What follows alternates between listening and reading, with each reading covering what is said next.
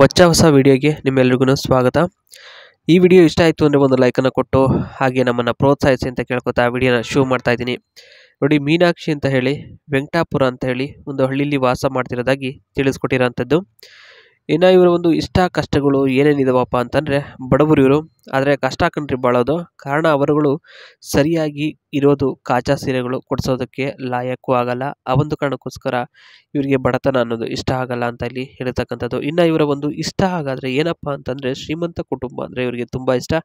ಮತ್ತು ಶ್ರೀಮಂತ ಕುಟುಂಬದಲ್ಲಿ ಹುಟ್ಟಿ ಬಾಳಬೇಕು ಅನ್ನೋದು ಇವರ ಒಂದು ಕನಸು ಮತ್ತು ನನಸು ಆಗಿರ್ತಕ್ಕಂಥದ್ದಾಗಿ ಇಲ್ಲಿ ತಿಳಿಸಲಾಗಿದೆ ಸ್ನೇಹಿತರೆ. ಇದಿಷ್ಟು ಮೀನಾಕ್ಷಿ ಅವ್ರ ಬಗ್ಗೆ ಶಾರ್ಟ್ ಆಗಿ ತಿಳಿದುಕೊಳ್ಳುತ್ತಿದ್ದಂಥದ್ದು. ನೆಕ್ಸ್ಟ್ ಇವರ ಒಂದು ಜೀವನದ ಬಗ್ಗೆ ತಿಳ್ಕೊಬೇಕು ಅಂತಂದರೆ, ಇವತ್ತು ಬಡತನದ ಜೀವನ ಆಗಿರುತ್ತೆ. ಮೊದಲನೇದಾಗಿ ನಿಜ ಹೇಳಬೇಕು ಅಂದರೆ, ಮದುವೆ ಆದ ವಸ್ತ್ರಲ್ಲಿ ಸರಿಯಾಗಿರೋದು ಗುಲಾಬಿ ಬಣ್ಣ ಕಾಚ ಹಾಕೋಕ್ಕೂ ಕಾಸಿರಲಿಲ್ಲ. ಯಜಮಾನರು ವರ್ಷಕ್ಕೆ 4-5 ಕೊಡಿಸ್ತಿದ್ರು ಅಷ್ಟೇ, ಅದರಲ್ಲಿ ಜೀವನ ಮಾಡಬೇಕಿತ್ತು ಅಂತ ಇದು ಮೊದಲನೇ ಹೇಳಿಕೆಯಲ್ಲಿ ಕಂಡು ಬರ್ತಿರ್ತಕ್ಕಂಥದ್ದಾಗಿರುತ್ತೆ.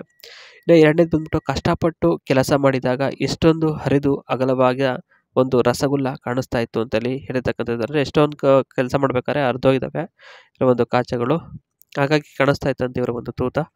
ಇನ್ನು ಮೂರನೇದು ಬಂದ್ಬಿಟ್ಟು, ಎಲ್ಲರೂ ಜೊಲ್ ಸುರಿಸ್ಕೊಂಡು ತೂತ ನೋಡಿದ್ದಾರೆ ಎಷ್ಟೋ ಜನ ಅಂತ ಇಲ್ಲಿ ಇದಿಷ್ಟು ಬಡತನದ ಜೀವನದ ಬಗ್ಗೆ ಇಲ್ಲಿ ಹೇಳಿರ್ತಕ್ಕಂಥದ್ದು. ಇನ್ನು ನೆಕ್ಸ್ಟ್ ಬಂದ್ಬಿಟ್ಟು, ಶ್ರೀಮಂತ ಜೀವನ ಏನಪ್ಪ ಅಂದರೆ, ಹಾಗಾದರೆ ಇವ್ರದ್ದು ಶ್ರೀಮಂತದ ಜೀವನ ಹೇಗಿರಬೇಕಪ್ಪ ಅಂತ ಇಲ್ಲಿ ಹೇಳ್ತಕ್ಕಂಥದ್ದು.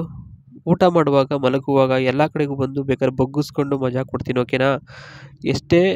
ಇಷ್ಟೇ ಸಮಯ ಅಂತ ಏನಿಲ್ಲ ಕಣ್ರು, ಇಷ್ಟ ಆದಾಗ ಮತ್ತೆ ಬಯಸಿದಾಗ ರಸಗುಲ್ಲ ಸಿಗುತ್ತೆ ಅಂತ ಹೇಳಿ ಹೇಳಿರ್ತಕ್ಕಂಥದ್ದು.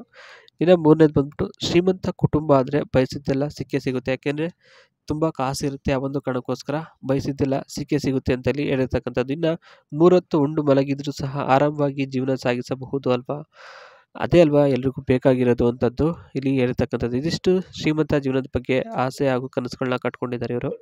ಇನ್ನು ಫಾರ್ಮ್ ಹೌಸ್ ಸ್ನೇಹಿತರೆ, 1 ಎಕರೆಯಲ್ಲಿ ಫಾರ್ಮ್ ಹೌಸಲ್ಲಿ ಏನೇನೆಲ್ಲ ಬೆಳಿಬೋದು ಅಂತಕ್ಕಂಥದ್ದು ಇಲ್ಲಿ ತಿಳಿದುಕೊಳ್ಳೋಣ. ನೋಡಿ, 1 ಎಕರೆ ಫಾರ್ಮ್ ಹೌಸಲ್ಲಿ ಗಾರ್ಡನ್ನು ಮತ್ತು ರೀಕ್ರಿಯೇಷನ್ ಸ್ಪೇಸು, ಜೊತೆಗೆ 2 acre fruits, orchard and organic vegetables, 1 acre herbal garden or flower farming, 1 acre livestock chicken, goats, cows or beekeeping ಅಂತ ಇಲ್ಲಿ ಹೇಳಿರ್ತಕ್ಕಂಥದ್ದು. ಅಂದರೆ ಸ್ನೇಹಿತರೆ, ಈ ಒಂದು 5 ಎಕರೆಯಲ್ಲಿ ಏನೇನೆಲ್ಲ ಬೆಳಿಬೋದು ಅಂತಕ್ಕಂಥದ್ದು ಇಲ್ಲಿ ಒಂದೊಂದಾಗಿ ಹೇಳ್ತಾ ಹೋಗಿದ್ದಾರೆ.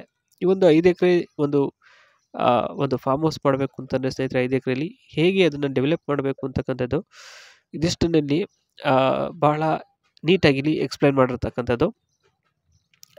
ಮತ್ತು ಅದನ್ನು ಹೇಗೆ ಸಿಸ್ಟಮೆಟಿಕ್ ಆಗಿ ತಗೊಂಡು ಹೋಗಬೇಕು ಅಂತಂದರೆ, ಡ್ರಿಪ್ ಇರಿಗೇಷನ್ ಸಿಸ್ಟಮ್ಮು ಮೊದಲನೇದಾಗಿ ಅವಶ್ಯಕತೆ ಇರುತ್ತೆ. Save water and increases efficiency. Solar panels provide sustainable energy for the farm house. Storage units and greenhouses protects plants and store produce. Farm fencing keep animals and crops safe from intruders.